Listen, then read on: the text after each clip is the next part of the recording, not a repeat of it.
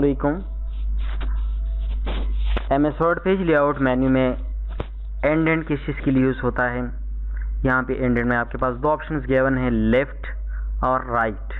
ये कैसे हम यूज़ कर सकते हैं, इसकी ज़रूरत क्या है। देखिए यहाँ से क्या होता है, आप इस पर क्लिक कर दे।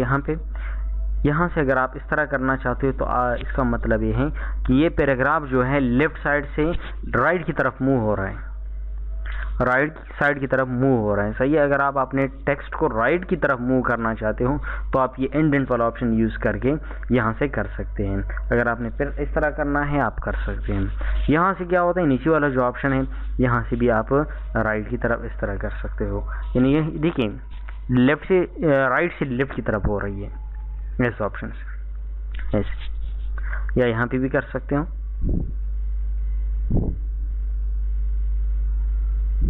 राइट की तरफ हो रही है,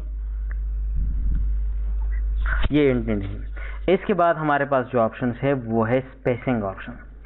स्पेसिंग में हमारे पास दो ऑप्शन है, फिर एक बिफोर दूसरा है आफ्टर। इसका मतलब ये है कि पैराग्राफ से पहले कितना स्पेस चाहिए।